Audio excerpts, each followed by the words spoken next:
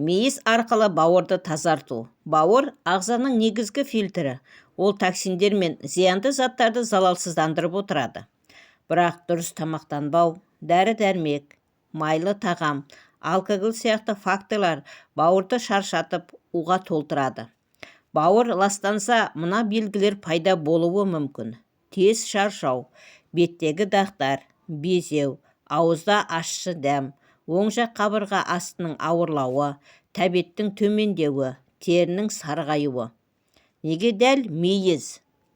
Мейіз табиғи түрде кептірілген жүзім. Оның құрамында антиоксиданттар бауыр жасушаларын қорғайды. Пектин уыттарды шығарады. Флавоноидтар қабынуға қарсы. Глюкоза, фруктоза энергия береді. Бірақ инсулинді секіртпейді. Калий, магний, темір бауырға қажетті минералдар.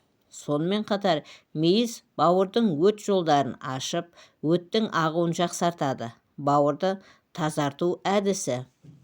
2 күндік курс. Құрамы: 100 грамм қара мейіз, табиғи қосымша тәттісіз. 1 стақан 200 мг қайнаған су. Ескерту: қара мейіз ең жақсысы. Ақ түсті мейізде көбіне күкіртпен өңдеу болады. 1-ші күні таңертең. Кешке ұйқыға жатар алдында 100 грамм мейізді қайнаған суға салып қойыңыз. Жай ғана суға салып қойыңыз, қайнатпайсыз. Тек бетін жауып қойыңыз. Таңертең аш қарынға сол суды жылытып ішіңіз. Мейізін де жеп қойыңыз. 1 сағаттай тамақ ішпеңіз. Күні бойы майлы, ауыр тамақтардан бас тартыңыз. 2-ші күні процесті қайталаңыз. Мейізді кешке суға салып қою. Таңертең аш қарынға жылытып ішу. Мейізін жеу. Қатаң диета ұстамасаңыз да, тым ауыр, қуырылған тамақ жемеңіз. Қосымша кеңес: бұл әдісті айына 1 рет жасау жеткілікті.